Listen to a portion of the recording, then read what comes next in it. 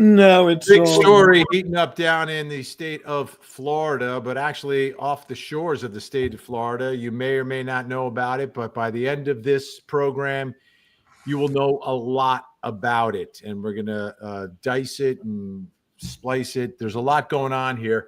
It has to do with a Carnival cruise ship, but the story, that's just a small piece of it. To me, it's really about what's happening within a blended family, and it is so tragic. Anna Kepner is her name. She's 18 years old. She's from Titusville, Florida. She goes on a cruise with her family. She does not survive the cruise. She is found unalived in her room, stuffed underneath her bed, covered in blankets and life jackets. That's the story. Anna Kepner is her name.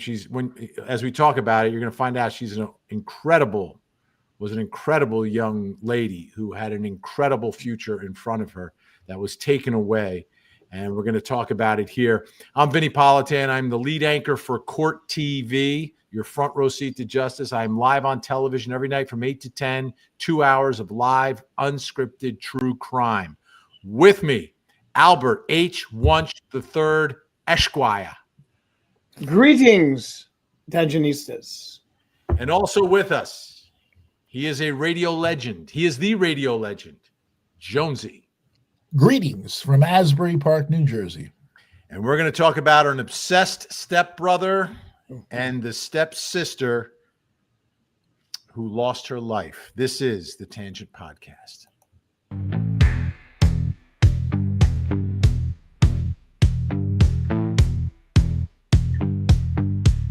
It's Vinny and the Tangent, True Crime Podcast.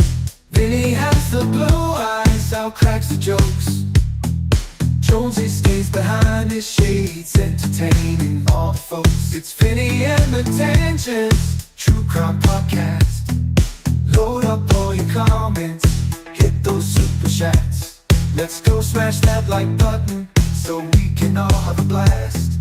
Vinny, Al, and Jonesy on the job. They're the Sugar Hill Gang of true crime. They're telling stories of days gone by. They take crime and turn into a good old time. It's Vinny and the Tangent, True Crime Podcast. All right, it is Friday. It is the soundtrack of Fridays. This is the Tangent Podcast. We do just about every Friday, unless Al has to go to court, or Jonesy has a gig, or I am playing pickleball. That's basically where we're at. Right now, I'm rehabbing my knee, so I've been pretty good. I've been here for all of these. I've been available. Today's story, this is incredibly tragic, and I just want to start it by just describing this young lady. Her name's Anna Kepner. She was 18 years old. She was a senior in high school. This should be like the best year, right? She's a straight A student, right? She is focused. She works hard. She's the cheerleader. She's a gymnast. Two extracurriculars that take a lot of time, a lot of dedication, a lot of focus and training, practice, etc. But she's able to do that and balance the academics, right? And at the same time, and this is not easy to balance, being popular with your classmates, right? But not being perceived as like one of those mean girls, right? Because she's pretty, she's popular, but she also has like this heart of gold. And every description from classmates to teachers to obviously family members and others has been that she would do things for others. And there was one thing that really told the story to me. And you can disagree with me, but I want to show you, if I can find this photo, I want to show you this one photo of Anna Kepner. Let me just track it down here. It's going to take me a moment because the idea just popped in my head. Those are often the best ideas. Yeah, because I want people to understand that, this isn't like, this was a great person. Let me see if I have it. I think I do. Yeah, this is the picture. I love this picture. I'm going to make it big. And this is why I love this picture. She's with grandma and grandpa. And she's posing with grandma and grandpa on a beach. There are 18-year-olds out there, unfortunately, teenagers, who would never do that. Yep. And in the world of like social media and Instagram and filters and this, they just wouldn't do that. She had the time of her life going on a cruise with grandma and grandpa. And to me, that speaks about character and what she's made of. And I don't know, you may disagree with me, but to me, I saw this picture and it confirmed what I suspected about Anna Kepner. I think you have a point. When I was a kid, at a certain age, I decided that it wasn't cool to hang out with, the parental units and stuff like that. And I missed out on a lot of great activity, like, shore trips and, family trips, because I just thought it was too cool at that age. Well, the student scholar aspect impresses me, because that is so easy to get caught up in the activities and not keep the grades up and things along those lines. And the fact that she was able to accommodate both and master both is truly a testament to the type of person that she was. But wait, there's more. Oh, wait a minute. More? You ready? Now, if you're not, she already was focused on her future. And she was ready to serve her country. Yes. She was going to enlist in the Navy. Number one, that's not easy. Number two, it shows someone at a young age who has that maturity to have a plan for the future. And the Navy is the things that you can accomplish, absolutely amazing. I have a couple friends that served in the Navy, and they talk about those days all the time. But to me, and what you're going to learn during the course of this program is what was happening at home seems a bit chaotic. Her life. Oh, She was not handed a silver spoon. She was not handed what I was blessed with, which was, a mom, a dad, and a brother, and that's it. And like a very simple family situation. Her family situation was complicated and layered, and has a lot to do, it looks like, with what happened to her. So she was able to, despite all the things that are happening around her in her life and at home, keep that focus to achieve, keep that focus to plan the future, and at the same time be nice, like absolutely nice, upbeat. She's been described as bubbly, like that's a cliche, bubbly, but we know what a bubbly teenager is like. There's miserable teenagers. There's also bubbly teenagers. And Jonesy, you were the miserable one? Yeah, kind of. I think I was just too wrapped up in my own little head to enjoy what was going on around me. So let's get into the story now. And this is where things take a dark turn. Okay. So here's the basic outline. And this is what we've learned from reporting, from interviews. And this is what I think the situation is, but it's not locked in stone because no one has come out and said, okay, this is exactly what's happened. There's no indictment. Right. There's no documents, anything like that. There's no charging yet. That no one's been There's charged. no charges. Right. She goes onto the Carnival cruise. The Horizon is the ship. Yeah. Mistake number one. She's going with dad, stepmom, and at least two stepbrothers. Okay? And rooming with the two stepbrothers. Well, that's the other thing. The Mistake number bunk two. mates were, she was in a room that had a bunk bed for the stepbrothers and a single bed for her. And that's who's going on this cruise. The story is they're at dinner. She says she's not feeling well, excuses herself, and goes back early to the room, I guess, to lay down because she's not feeling well. There is video. Then what happens is the original story, and then we'll fill in the blanks here, is the next morning at breakfast, they're at breakfast and they can't find her. And that's when they start dad searching the boat, and they're looking for her all over the ship. And it's at 11 a.m. when one of the house cleaners or housekeepers is servicing that room, goes in and finds her not alive. Stuffed under the bed. Stuffed under the bed, wrapped in blankets, covered with life preservers. Ironically, right? Yes. Then what we're learning from, again, this is from reporting, some interviews, things that have come up during another legal proceeding that's not directly about her death on the ship, is that this cruise ship, they have cameras everywhere. So the apparent story is that the cameras pick up, after she goes back to her room, they pick up the two stepbrothers going to the cabin. And then at some point, the younger of the two stepbrothers, the ages, the older one is 16. The younger one, it's been reported 14, but I also heard 9. Yeah, I heard 12. So, I mean, that's another right. one. So it's younger. It could be anywhere from 9 to 14. He leaves the room for some unspecified time. The alleged reason was to take pictures of the ship for social media or for Snapchat, whatever.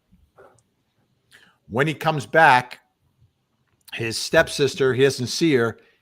He believes that she has gone somewhere else on the ship to hang out with family or whatever. And then they go to sleep. So there's a window of time where Anna is alone in that room, according to reports, with her 16-year-old stepbrother.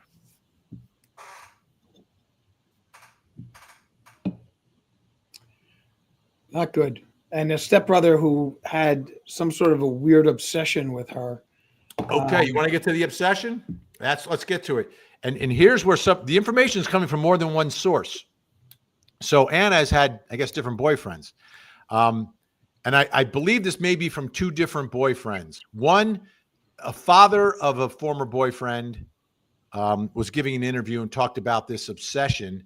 And then another young man at the outside of the celebration of life last night spoke to the media and gave this interview. I'm going to play it for you. This will give you some more details. But I believe this may be a second source for it, unless the father that spoke was his father, but he had a different last name, so I'm not sure. But he may have stepfathers also. So I'm not sure. But let's take a listen to what he says, because this is really perhaps uncovering what may have happened here. Last name? CEW. All right, and how old are you? 15. 15. And how did you meet Anna? Through a past relationship last year. And how did you actually meet with her? In school? At school. At school. What type of person was she? She was a great woman, you know. I met her at school. And the circumstances behind her death, you find them to be suspicious? And if so, tell me why. It was suspicious because I knew that the brother did it, and yeah. How do you know that? Because of the past things that happened with him, like I was saying. Which were right? About the FaceTime and stuff. What's the FaceTime? Whenever I was on FaceTime with her, and when I was on FaceTime with her, and she was laying down, and the brother tried to go on top of her, and You saw that? yeah. And how did she react to that? I was like, what the hell are you doing in her room, you know? Then he got scared and like ran away, and I heard his footsteps like running through the house, you know, because he got caught. So when you learned of her passing, you know, what was your reaction? I ran away. He ran away. It was kind of crazy. And when you learned that she passed away, how did you feel? I felt very sad, you know, because that was my first love. She was the best that ever happened to me, and I'd even walk to her work to see her, you know, for like 5-10 minutes. Did you talk with her before her death? Like 3 weeks before it, yes ma'am. I was actually supposed to go on the cruise that she went on, but we broke up before then. When did you split? We split up like 6 months ago. 6 months. Okay. And everyone said she's just a bright light. So many people wearing bright colors today. How would you describe the kind of person she was? She was a great person. She definitely knew how to throw on her outfit. She was great, you know. She knew how to put on colors. It wasn't like a basic outfit. And this is your mom? Yes, She's ma'am. okay with you talking to us? Yeah, but we need to go. Okay. Just wanted. Okay. What should Say happen yes. next? Thank you. Thank you. What do you think should happen? I think that he should get thrown in jail for as long as possible. And yeah, And when did you move into the house? I have no idea. Like a year or two? Maybe like a year ago. I think so. You'd I like don't You'd know. like to see justice for Yeah, for your I'd like first to love. see a lot of justice. Yes, Has she ever complained about his behavior before? yes, ma'am. Yes, sir. What did she complain about? She complained about him being uncomfortable, or her being uncomfortable around him, because of the fact that he tried to go on top of her in the bed, and because of that, she tried to go and stay the night at her friend's house and to dodge the staying the night at her house. So She that ever- happened more than once. Yes. She ever bring that up with How many her? times did that happen? It happened one time, around like 3 a.m. that night. Have you That time you, reported when this? you were on the FaceTime call with her, Yes, sir. 3 a.m. Yes. Did she ever report that to her father? No, I have not. I've reported it to the FBI. He went down sooner. And what is your name, ma'am? Okay, thank you.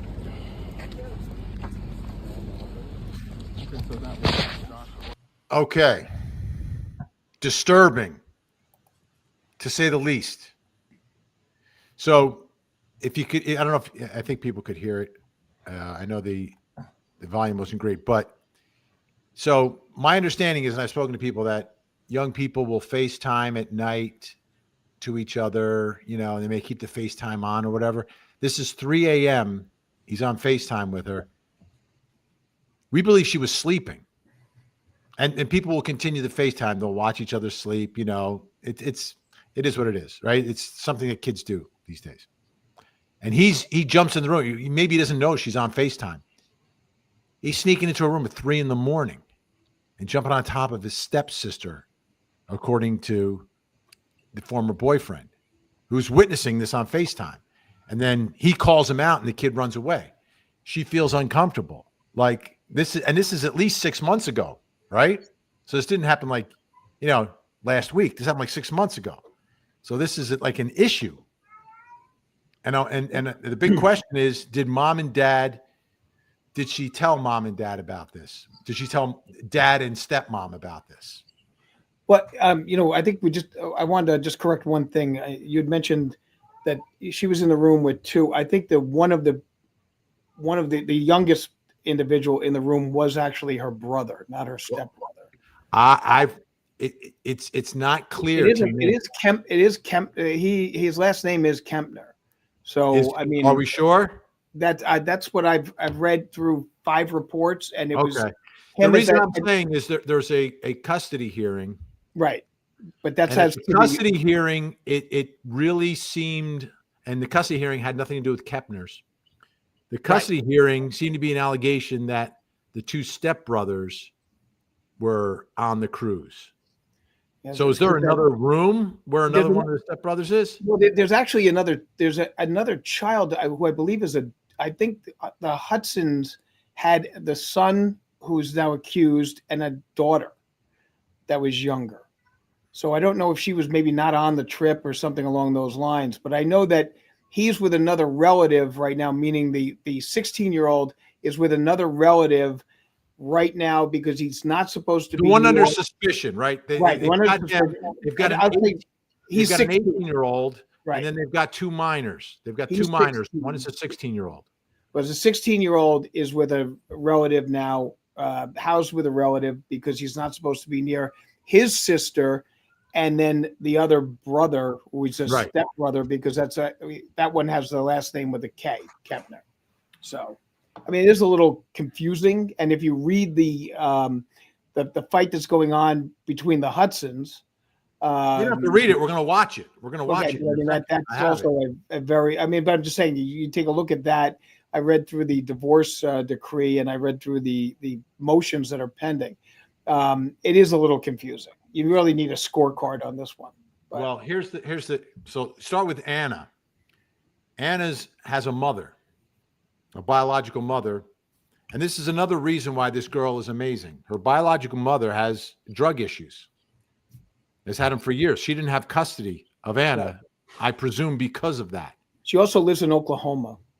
Well, yeah, she's in Oklahoma, but you know, she has problems. She's had problems. Anna has posted about it, and it's sort of evident from everything.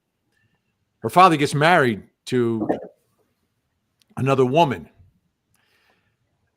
unconfirmed, and I'm not going to get into it, but there's some controversy as to who this woman was initially. But anyway, that becomes her first stepmother. They break up.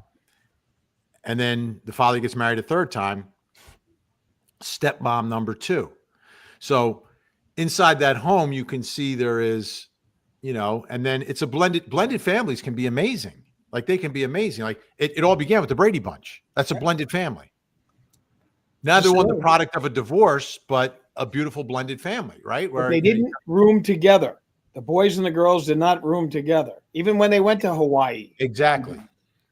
But so here's the issue. The issue isn't so much, okay, you put the kids in a room, she has her own bed, the boys have the bunk. Okay.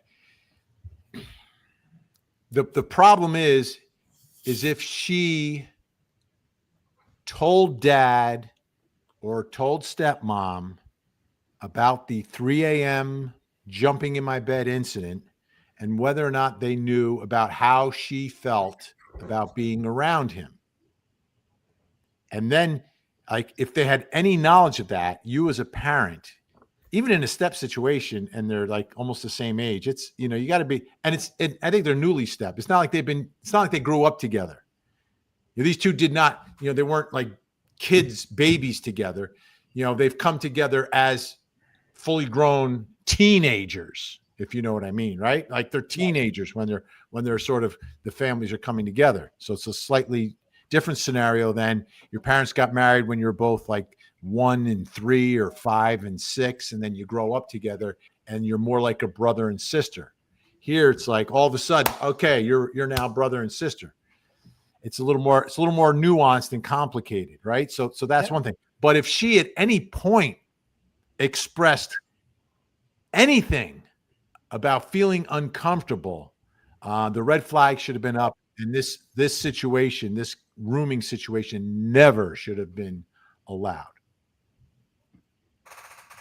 It's you know, I mean, you've got a 16-year-old boy with an 18-year-old girl who's an attractive young lady, and you know, he's at a point in his life where everything is raging, and it's very awkward. It's a very awkward situation, and they should not have been rooming together in the first place.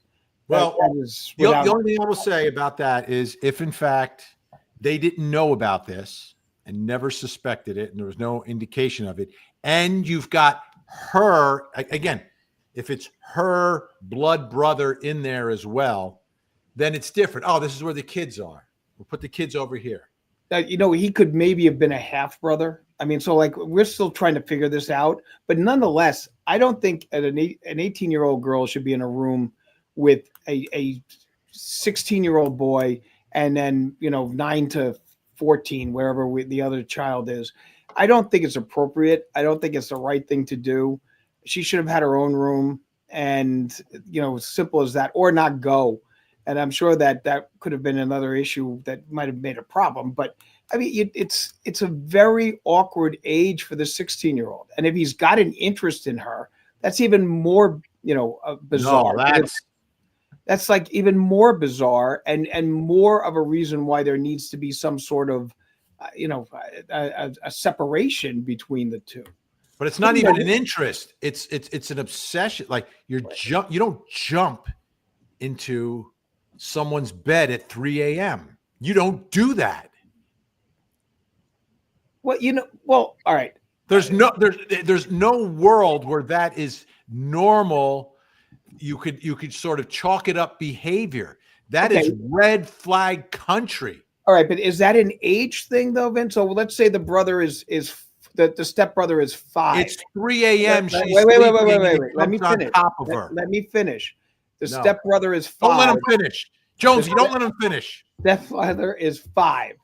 Okay, and likes the sister and comes running in at 3 a.m. because he can't sleep and jumps on her. Is that okay? Yes.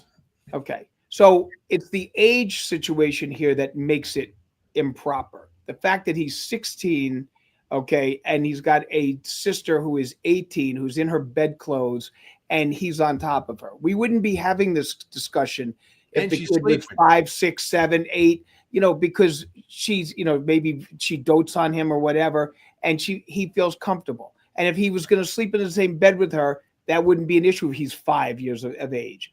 He's But not. at this point, he's 16, and that's where this becomes inappropriate. Big thanks to Elizabeth Meyer for the super sticker. Thank you. Thank you, Elizabeth. And I'm looking in the picture. There's 2 people in the picture, but I only see half of the second face. We got to see the full face on the second one, but thank you, Elizabeth. Eyes without a face. Okay. And she's sleeping. She's also sleeping, and it's 3 a.m. This is not right. Like, if the parents knew about this incident, this thing is there is blood on their hands. There's absolutely blood on their hands if they knew about the 3 a.m. incident. I'm sorry. That is troubling behavior, and if you're putting them together on and those rooms are tiny. Oh yeah, that's especially that cruise ship. That's why we'd never be on that cruise ship. What are you you're going to go with Captain Steubing, right? Yeah, I will go on.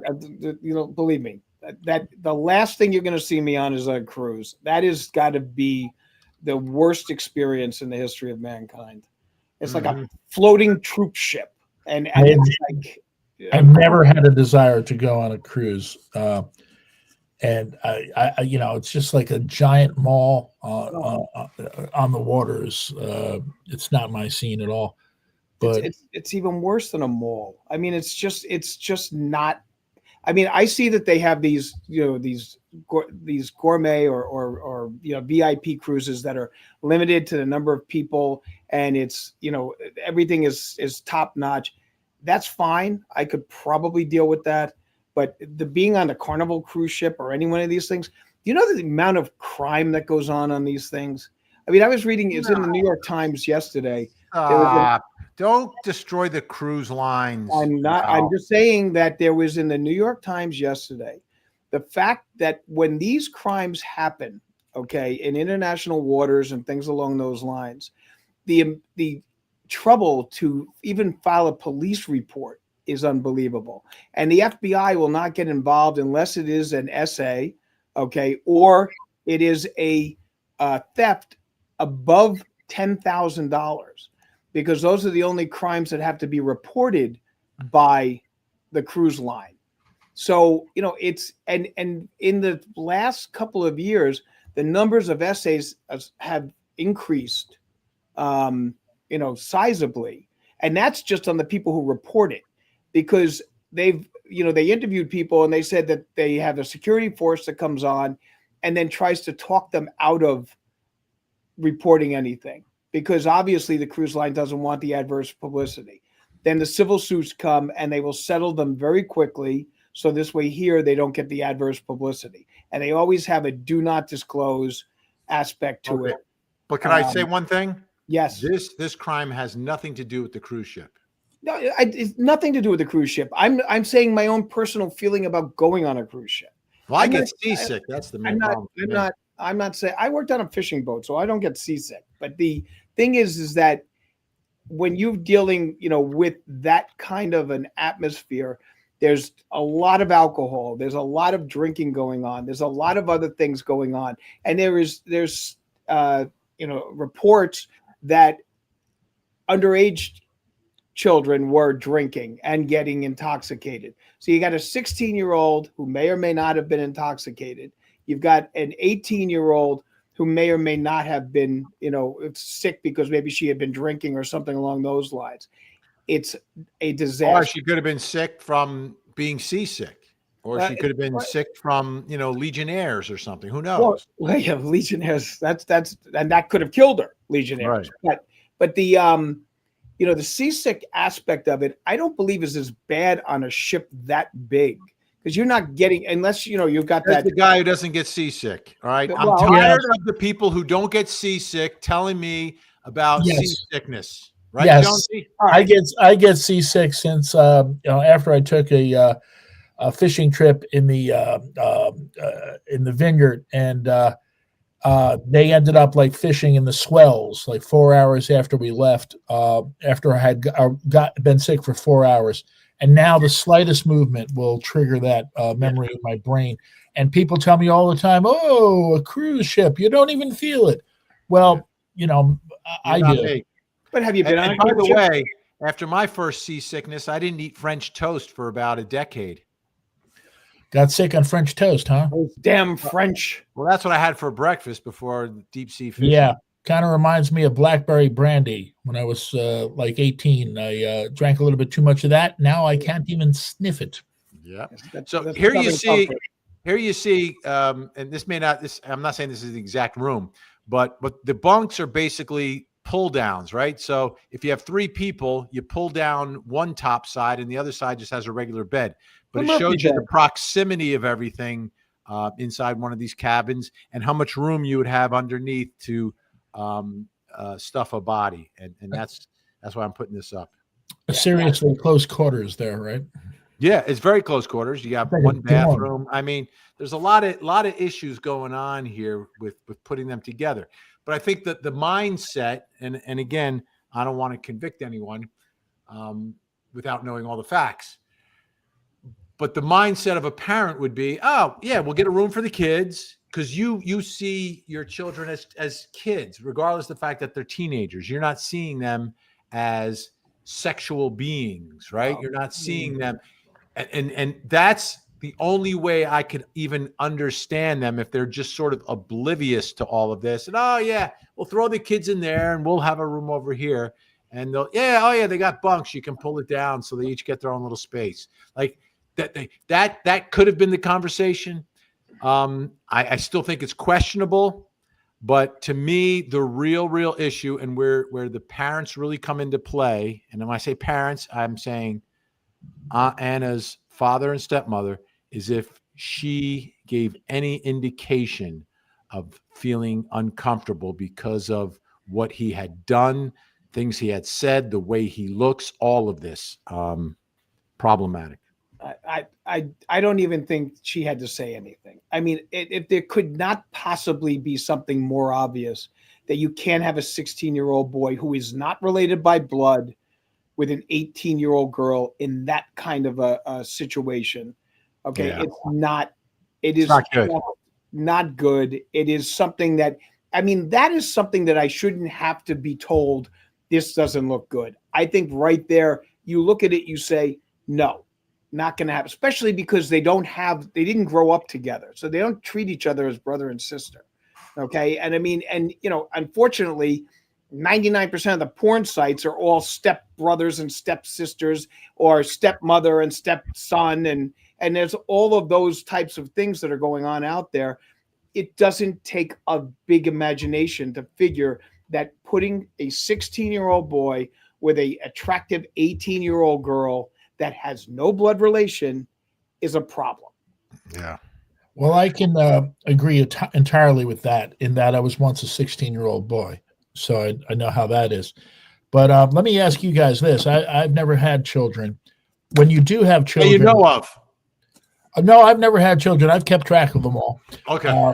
But nonetheless. Track of them all. What does that mean? I know them. Oh, and so I know like how only a couple of even have children. Okay, we were like-minded in that regard. But let me ask you this: as a parent, are you in denial about?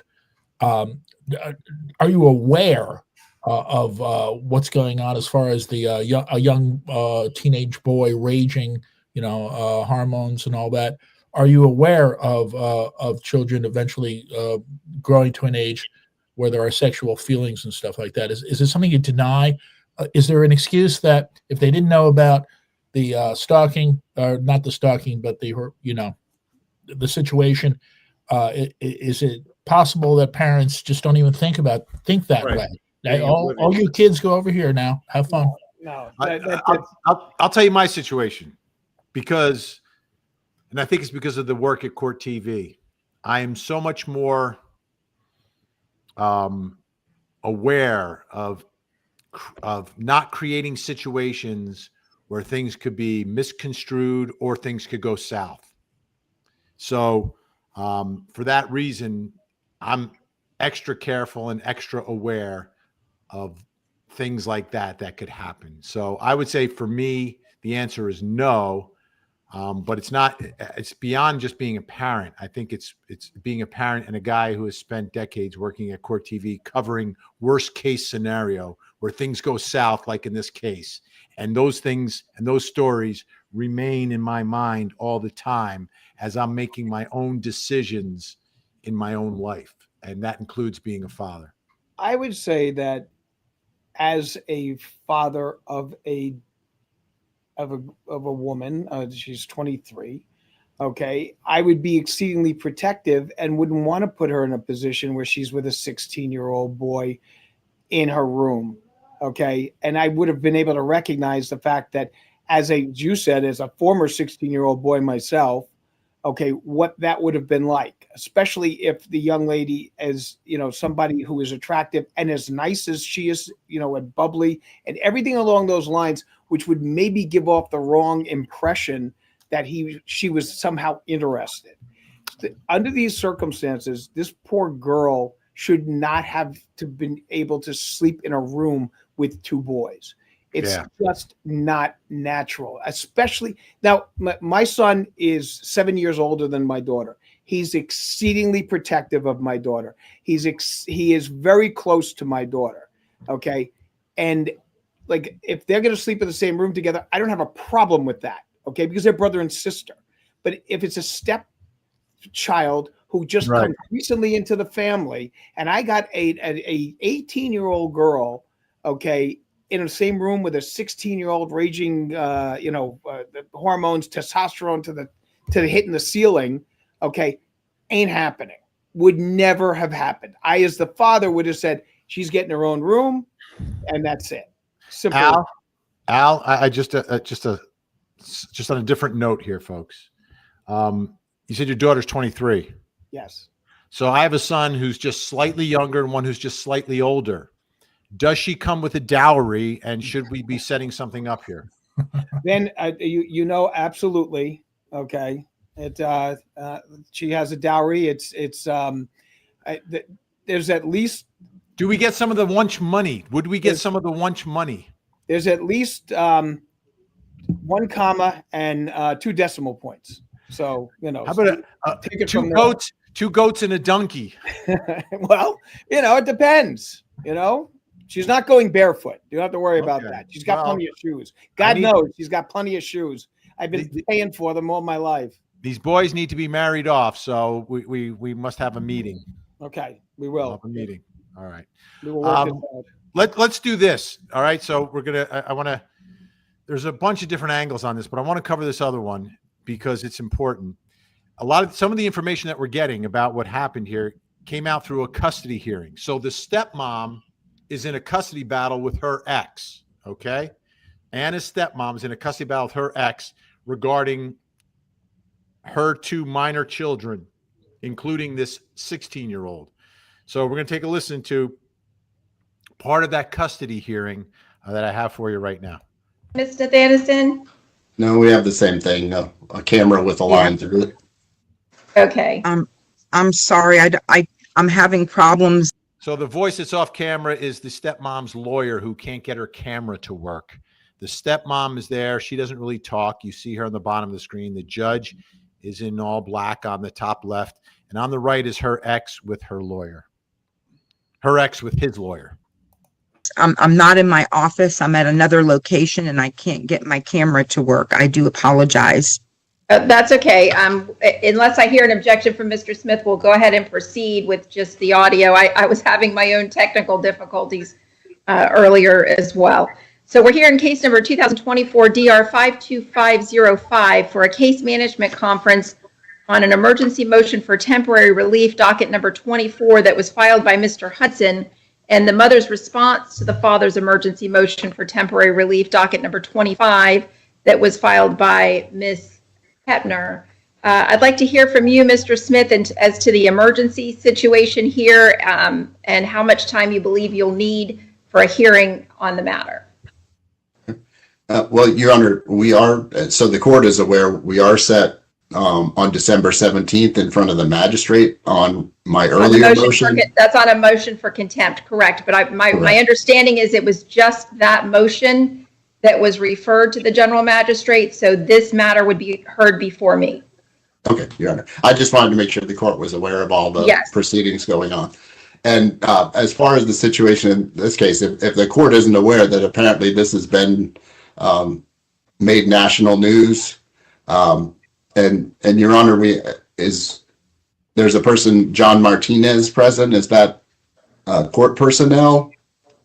Yes, Mr. Martinez is court personnel. Yes, sir. Okay. So in terms of what has happened, we've indicated through our other motions that my client is being denied his parenting time with the two younger children.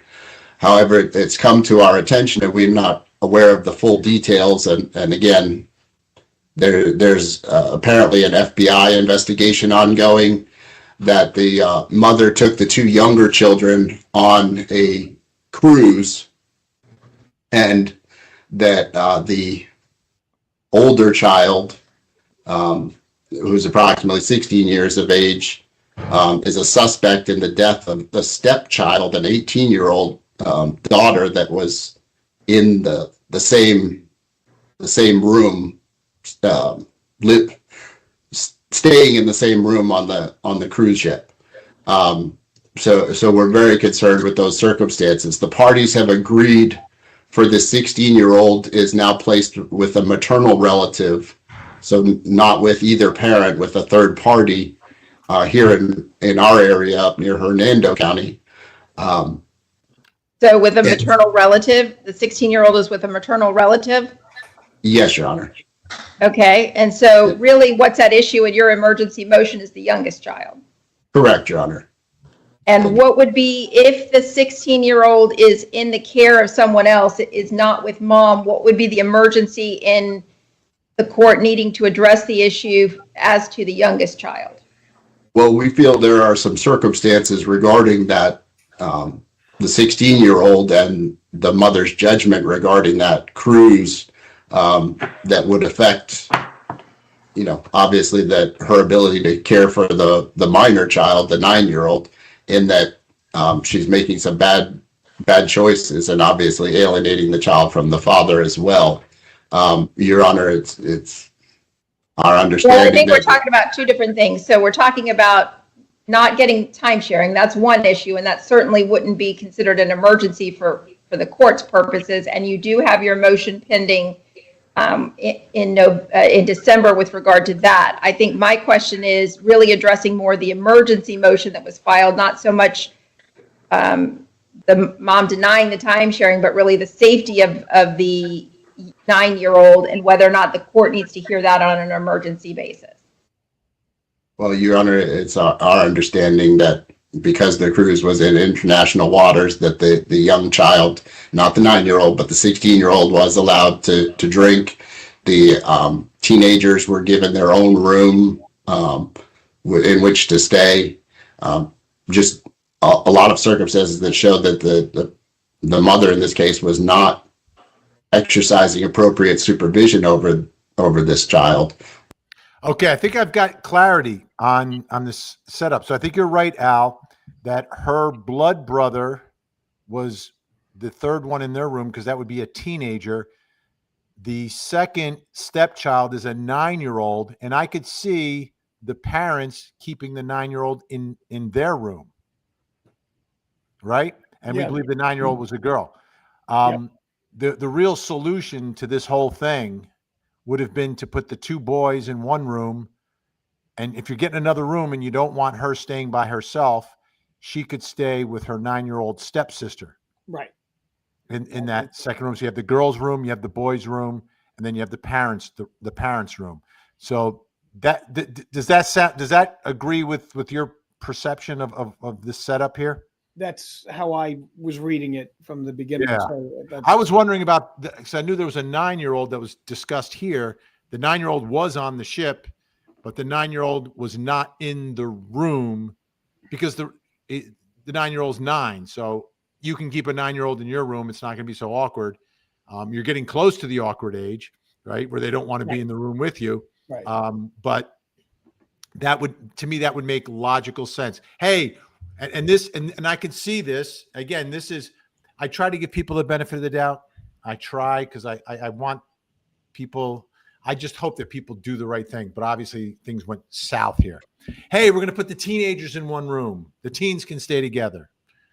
Like, and that's a head shaker, Al. It's a head shaker. I get it. It's the wrong thing. I'm just trying to understand how they could have even considered it. And I think that's how it would have been. Hey, all right, well, we'll keep whatever her name is. Let's call her Susie. Susie will stay in the room with us, and then we'll get a room for the teens. Yep. Not distinguishing between a teenage boy and a teenage girl, and that is not good. Remember, Greg Brady got the attic by himself. And look what happened. Yeah, but right away, it all went to his head, and he thought he was a playboy. Yeah, but in one episode, did they spend any time in the room together and they put up a divider or something? Didn't they do that? Oh, you know what? Now that's interesting. I don't remember. Well, that is a classic sitcom situation, but usually the divider is simply a line painted down the middle of the room. They've done that on every sitcom ever. I don't recall that Brady Bunch episode, however. I remember the episode. I remember the episode. I know they were fighting over it. I don't know if they ever both they did fight over it. They did fight over it. Maybe they cleared stuff out. But I mean, they were fighting over it, and there was a question as to why would he get it as opposed to her. But then she ended up, giving in and saying, all right, Greg, you can have it. Yeah, I don't know why. Oh, he was the oldest. What was he? He was older. That's right. Yes. He was older. Yes, because he was the big man on campus. The MOC. Yeah. I do recall that. Okay. Let's continue here with the hearing. So, so that clarity. I mean, these are the facts that are important. Like, all right, what was the setup? Who was there? So I think in their mind, 3 teenagers. One is a blood brother. One is a stepbrother. The blood brother is the buffer. But as we know, the blood brother left the room, and there was some window of time, whether it was 10 minutes, 20 minutes, 30 minutes, an hour, 2 hours, I don't know. But there was some point where they were all together. I have a correction here. I was, okay. I have a very, very cracked staff who I can send something to and ask them to take a look at this. Greg and Marcia did not share a room. They both wanted to move into the attic, and a conflict arose because the parents originally promised it to both of them. Greg eventually gave up his claim to the room so Marcia could have it. The episode was a room at the top, and the resolution was that Marcia would have it, and Greg continued to share a room with his younger brothers. There we go. So she ends up with the room. No, but wait a minute. There was an episode where he decorated his own room, which I believe was the attic, with love beads and stuff like that. They both wanted it. That's the situation. They both wanted it, but they battled over the attic and both moved in and put stuff in on it. Episode 23, a room at the top. So they both moved stuff in. Did they ever spend one night? No.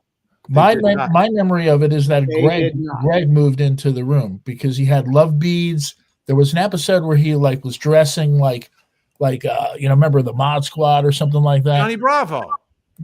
Johnny Bravo, right? Yeah, but that was the music episode. There was an episode where he redecorated the attic and he had love beads and all this kind of stuff. And that was the episode, Room at the Top. It came up at first Well, aired right, March but you're saying 23rd, that she got it. March 23rd, 1973. They fight over who gets to convert the attic into his or her personal room. They both put stuff in there, and then he backed off and gave it to her. So that was a very nice thing to do on Greg Brady's. Yeah.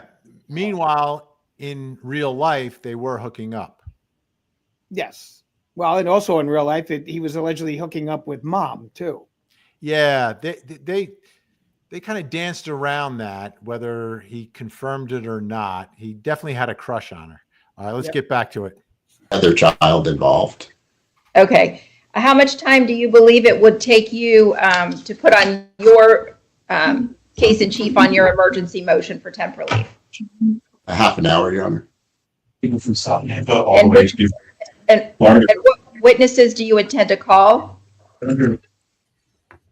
Well, at this point, Your Honor, it would be the father.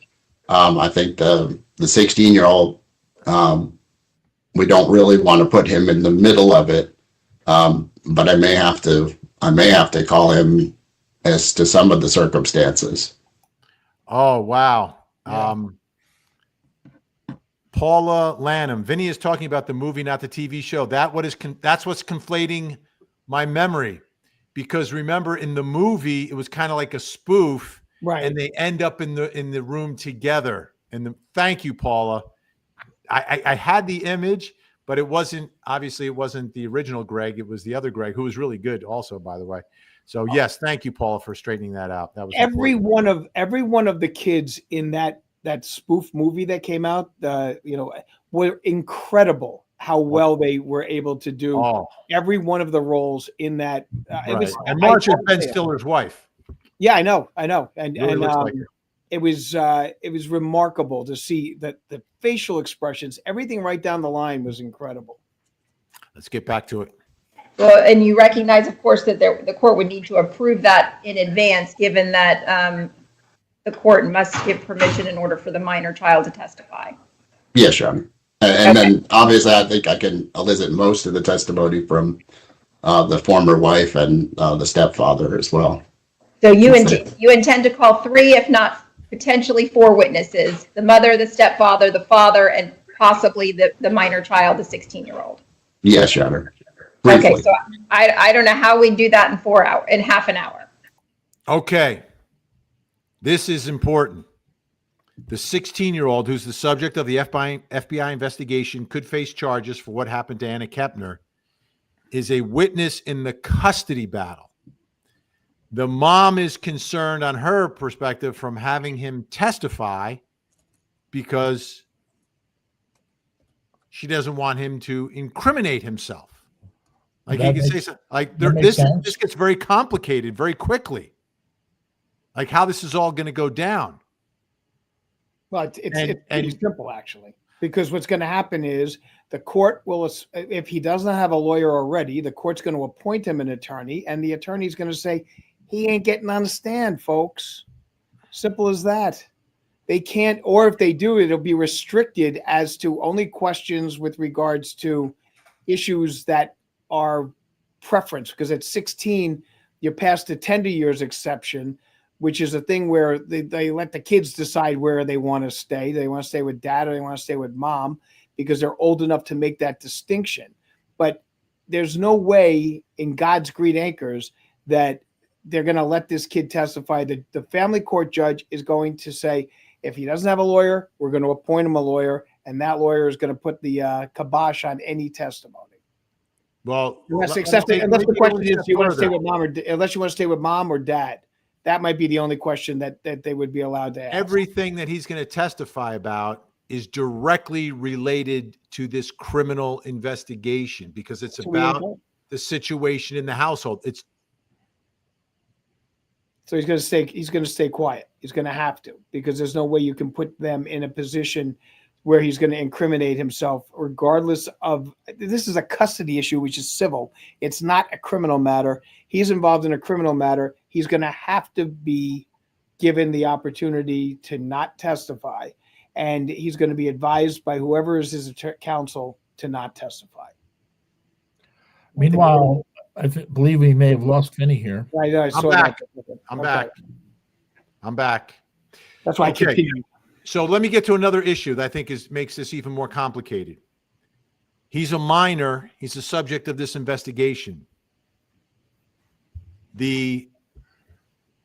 Can the parent shut down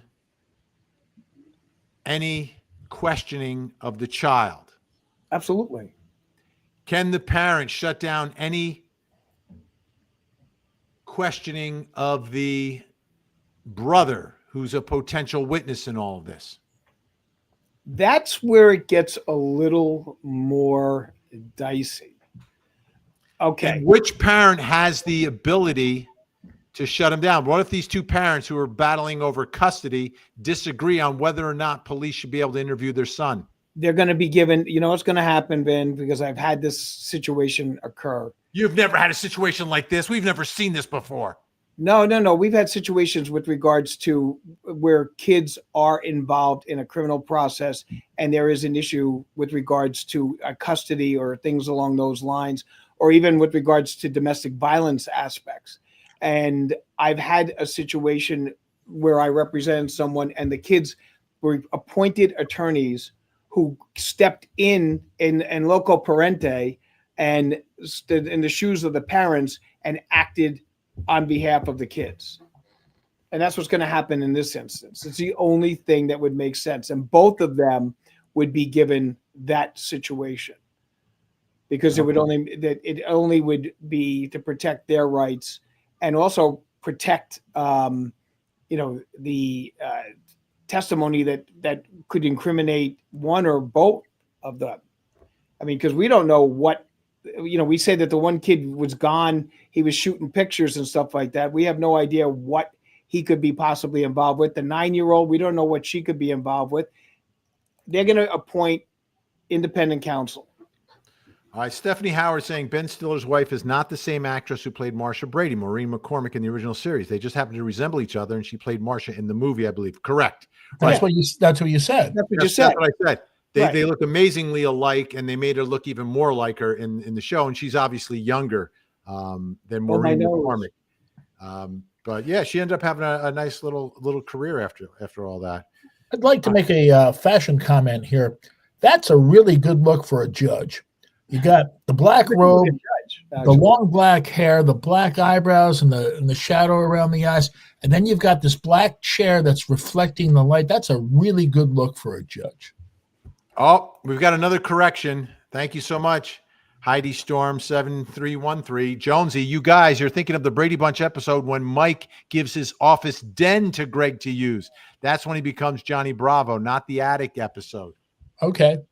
So maybe that's when he goes full beads and gets his own space. I will send a note to my staff and see what they can find on that. So does it bother you as much as it bothers me when we get stuff like that wrong? Oh, yeah. That bothers me more than anything because that's my thing, pop culture. No, pop culture from 40, 50 years ago. Hey, is there any other pop culture? Right, exactly. But thank you for the correction. And I really got thrown because I loved the Brady Bunch movies. They were good. Michael McKean is extraordinary in many things. Yeah, $20,000. $20,000. He's truly excellent in the X-Files, where he and Mulder switch parts. And of course, the first thing he tries to do is sleep with Scully. He's fantastic in Billions. He takes on these quirky parts, along with these incredibly successful films he has. Just because I think he likes to have fun. But poor Squiggy, right? I mean, he played Lenny, and Squiggy, he never really quite made it. No, but yeah, Lenny, what a career. By the way, a big thank you to our mod squad. Keeping order in the chat today.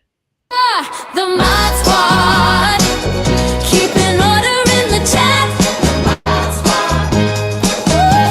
The Mod Squad, spotting trolls who attack.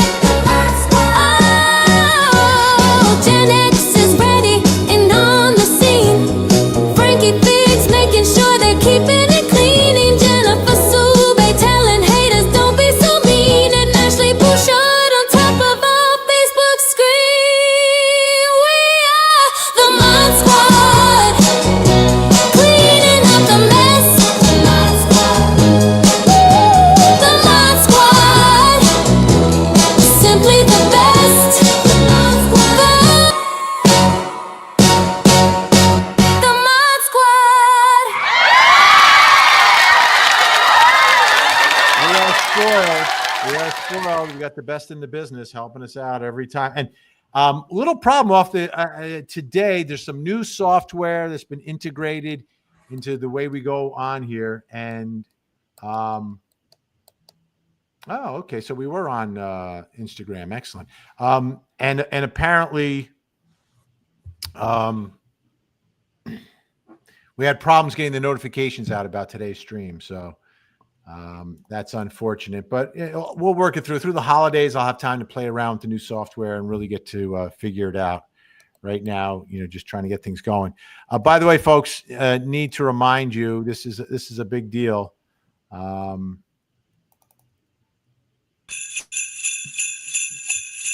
It's happening. The Tangent Christmas Extravaganza, Sunday, December 21st, 7 to 10 p.m. Mark the calendars now. We are officially 1 month away, the countdown, and we've just about got our opening number down. Jonesy was a step slow in the last rehearsal. I'll pick it up. Yeah. I was a little pitchy. In some of the You did pitch. I was perfect.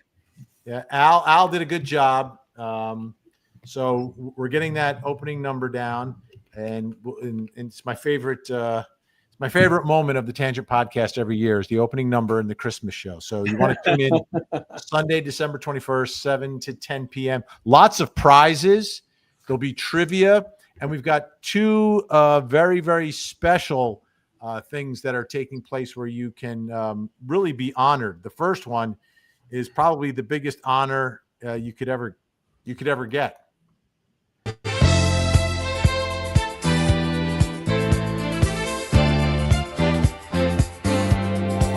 We're gonna crown the Tangenista of the year. It could be a man, it could be a lady, but whoever it is, they got to be the greatest. The Tangenista of the year. The Tangenista of the year. The Tangenista of the year.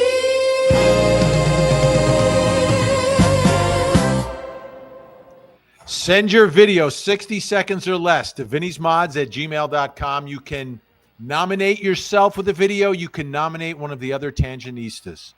It can be a 5-second video. It could be a 10-second video. It just can't be more than 60 seconds to nominate, and we will crown the Tangenista of the year, and we'll have a first runner-up just in case whoever becomes the Tangenista of the year is unable to fulfill all of his or her responsibilities. And there's a lot. As Tangenista, 26. So, Is the swimming suit contest a part of it? No. It's not required. It's not required. But if Jonesy, you want to send pictures of yourself in a swimsuit, you are welcome to. Well, I'm ineligible, but that's right. Are you ineligible? I don't know. I have to check the rules on that. Al, what does it say in the pocket parts? You know what? Hold on one second.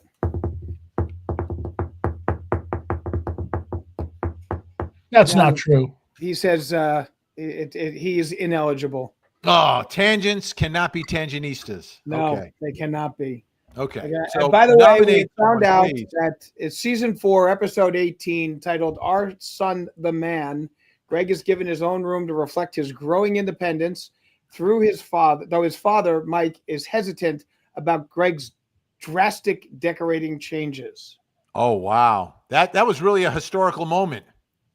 Yep. So all the civil rights and all the revolution fights, World War I and World War II. Al always knows who is who. It's this day in history. This day in history. History. Now let's listen to his story.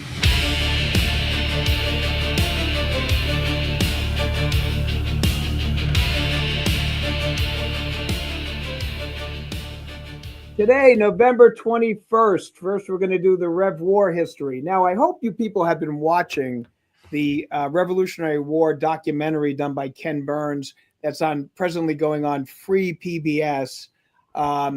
that has started on Sunday and will go until tomorrow, go until tonight. The last episode is this evening. It has been phenomenal. Wait, don't tell me the ending. Do we win? I'm not going to tell you. We're not up to that part yet. I think about Al every night when I'm checking what's on all of the networks, and I check PBS, and I say, and I watch something else. Yes, isn't that nice? Well, let me tell you this. The nice part about it is you would have had a very good primer with all the stuff we've gone over watching that documentary. You would have said, wait a minute, I knew that. I knew that. I knew that. So we were able to get that a little startup on that. But let's go on November 21st, 1776. Washington orders General Charles Lee to bring his troops to New Jersey to reinforce the retreating Washington, who had just had to flee out of Harlem Heights because the British were hot on his tail. Now, what ended up happening was that Charles Lee was the second in command of the Revolutionary Forces. And Lee was an individual who Fort Lee was named after. He also received the phone call that Fort Lee, the fort that he was named after, had been taken over by the British. They had to flee from that. And he didn't necessarily... Wait. He had to flee from Fort Lee? That's correct. Well, no, he didn't flee, but the rebels had to flee from Fort Lee because the British had taken it over. Is that why they call it Fort Lee? It's called Fort Lee, named after General Charles Lee, correct? Oh.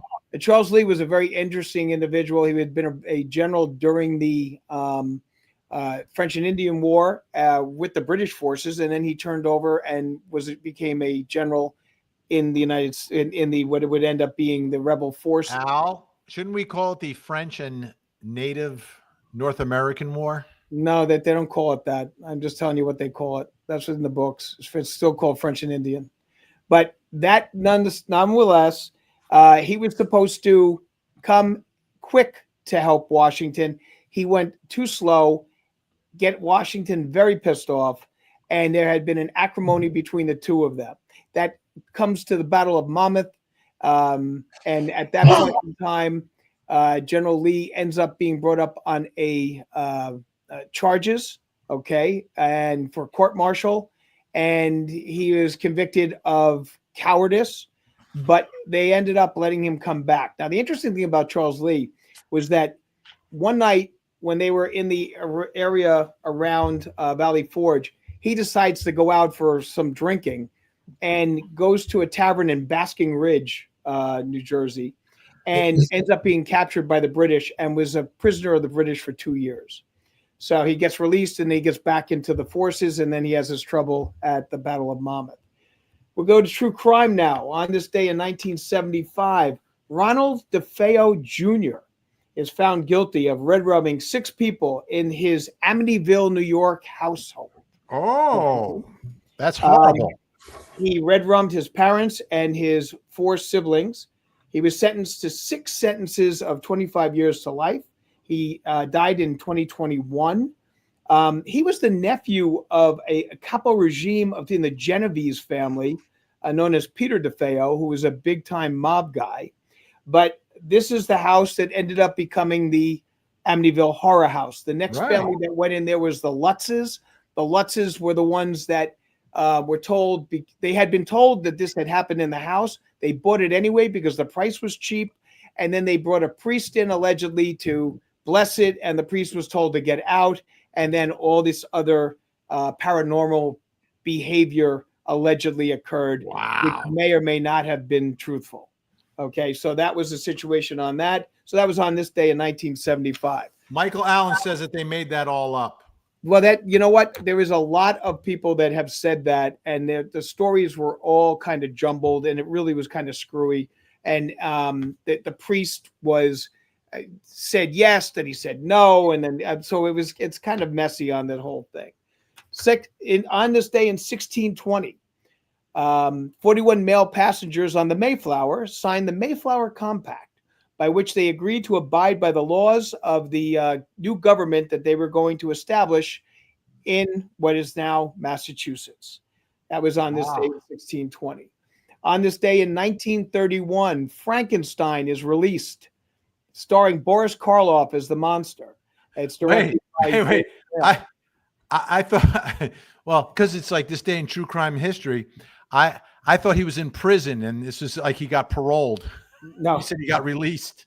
but it was the film was released. Frankenstein was released, and Frankenstein. And there was actually an excellent Netflix remake of Frankenstein that I highly recommend. But the 1931 Frankenstein movie is absolutely phenomenal. Yes. It's absolutely phenomenal. James Whale, who directed it, did an incredible job. He then did the same with The Bride of Frankenstein, which is also, in some respects, even Have better. they colorized it? No, I've never seen it colorized. I've seen the original black and white. But this made Boris Karloff into a star. The interesting thing was that originally the role was given to Bela Lugosi. And Bela Lugosi was like, I'm not putting on all that makeup. And so he refused to do it. And then they gave it to Boris Karloff, and it made him a star. 1963, JFK flies to Texas. He will be assassinated the next day. Oh, wow. November 22nd, 1963. And then finally, something that I know is Vinny's going to be very happy to hear. In 1976, on this day, a movie called Rocky premieres in New York. He's making a movie now about the making of Rocky. Okay. It's going to be amazing. Is it a documentary? No, it's a scripted movie. Oh, cool. About the making of Rocky. So that is going to, I'm a brilliant way to revisit such an incredible franchise. My favorite movie of all time is Rocky. Yeah. So I was down in Palm Beach, and there was an art gallery that had all of Sylvester Stallone's paintings. You sent a picture of one of his like avant-garde mod exhibits. And the one thing I noticed is I could see the cars parked out in front of the gallery. You would think Sylvester Stallone could afford non-reflective glass. When you frame an item, you can use non-reflective glass. You can use protective glass. I was shooting through the storefront window, so it was probably the storefront window. Oh. It was closed. It was on a Sunday. Otherwise, I would have bought you one of them, Jonesy. Well, Rocky was a phenomenal movie. Oh, yes. It was an Academy Award winner. Yeah. And it was, and even the story of Rocky is going to be very interesting because of the fact that there had been some arguments as to who it was modeled after, whose story it was. Chuck Wepner, come on. Chuck Wepner. I have strong opinions on that. They own Bleeder. While it was inspired by Chuck Wepner, when he watched the Chuck Wepner fight, it's not the Chuck Wepner character. So, I've interviewed Chuck Wepner a couple of times, and he was pushed by his current wife to sue, and there was a little settlement and all that. But when they say it was his character, it wasn't. He watched the fight. He was a big boxing fan. He watched Ali Wepner, and Stallone created the character. Yeah, that doesn't mean that Wepner is owed No, I love Chuck Wepner, and and I'm glad Stallone takes care of him a little bit, but I think he gets a little bit too much credit for that. Yeah. Well, Wepner has got a alcohol distribution business. He works for a distributor. I did a couple of interviews with him, and he told me all about that. They gave him a leave during that period. I think he may have also worked for them back when he had the fight, if I'm not mistaken. But he was a very interesting guy. I mean, we had him on Joey Reynolds when I was there, and it's a sad story with him. I mean, because some of these boxers, it's interesting. They the Rocky franchise as it moved down the pike. In one of the last ones, he kind of brought back some of the characters that were in the original, like that. What was it? Yes, Spider. Yeah. And you see that that was had the basically brain damaged individual at this stage. I mean, these fighters, they were getting pounced like there was no tomorrow. Oh yeah. I mean, it really, and that was back when fights were going 15 rounds. I mean, let's keep that in mind, folks. 15 rounds of heavyweight fighting. Okay. Yeah. And now, it's not even close to that. It may be 12. Sometimes it's even less than that. It's like doing a 4-hour Christmas show.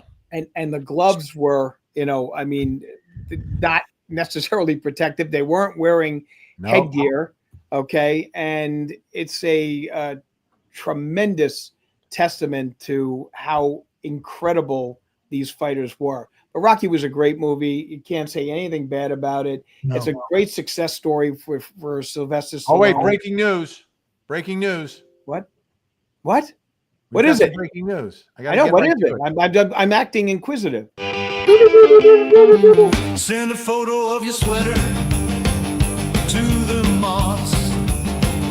Old or new, the winner gets a prize. During Tangent Christmas extravaganza 25. Old or new, send it to the Mars. Send it to the Mars. Tangent Ugly Sweater Contest. Tangent Ugly Sweater Contest. Send it to the Mars.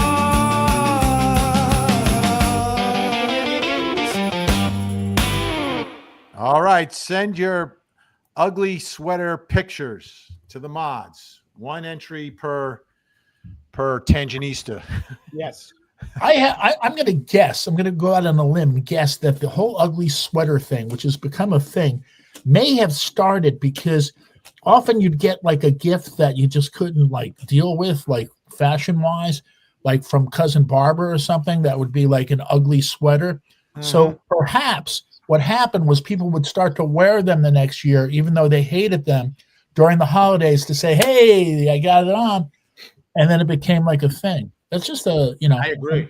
Well, but there's almost every sitcom has that type of situation because it comes off reality. You take a look at Laverne and Shirley had something along those lines. I got some bad news, guys. We're almost out of time. I'm out sorry. of time. I got to cut off that tangent. So give me your bottom line on where we are in the obsessed stepbrother investigation into the unfortunate death of Anna Kepner. Al? One, justice needs to be given to this young lady who is lost her life in the prime. She deserves everything with regards to finding out exactly what happened here, and anyone and everyone that had a hand in it, whether they allowed it and or just overlooked it, deserves to be punished. Al, Jonesy? In spite of the fact that it was pointed out, unbeknownst to me, it was pointed out during the show that on cruise ships and stuff, they tend to bury investigations. I would think that we would come to a rather swift conclusion. The authorities would in this, because there's got to be so much like video and like so much going on, and like on a cruise ship, so much evidence to cull from. So can I just add to that, because it's a very interesting point? They do have all of these places have to have cameras, and they're required to have it, and that they do have it. The problem is the cruise lines generally do not turn it over easily. Okay. And if it's in a civil suit, they wait until suit has been filed before they'll even entertain a motion for it, and they want a court order on it. So, I mean, they're the cooperating with the FBI 100%. The FBI is going to, circumvent that. But I'm talking about on civil cases, you don't get that as readily as you would have ordinarily if it was in a hotel or something along those lines. My bottom line to this story is remembering this amazing young woman who, you want your children to be like she was.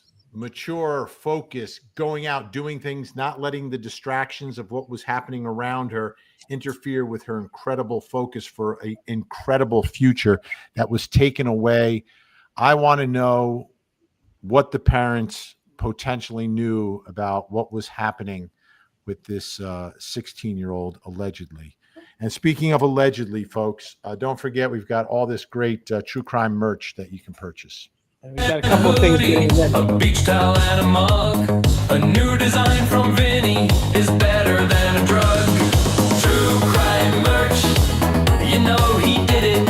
True crime merch. Mark the exhibit. True crime merch. We hate Casey. True crime merch from Vinny originally. All right, so check the links there in the chat for some of this beautiful true crime merch. Really does make a great Christmas gift. And That's we've all I got can new say stuff about coming out soon, folks. And we've got, yes, absolutely. All right, let me remove this and get ready for the big finish. Okay. All right, Jonesy, wait, no, wrong one. Here we go. There we go. Oh, Al, where can people find you? Okay, well, I will be on Monday night. Quickly though. I'll be on Monday night with Vinny at 8 to 9, okay, on Closing Arguments. And tonight at the Don Bosco Bergen Catholic semifinal football game, Ramsey, New Jersey. If you want to go, you need tickets, give me a call. I've got some extras. Jonesy, where can folks find the radio legend? Find all my radio programs at glennjones.net. All right. And of course, you can find me 8 to 10 every night on Court TV. 2 hours of live true crime. Thanks so much for watching. Thanks to the Mod Squad and the Super Chats and the great conversation. Say goodnight, Jonesy. Good night, Jonesy.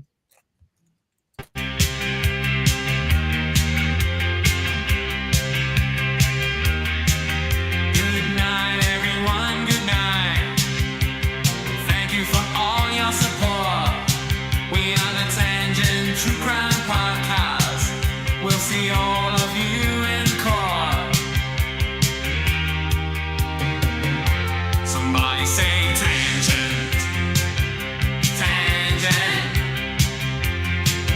Somebody say podcast. Podcast. Tangent, tangent. Podcast, podcast.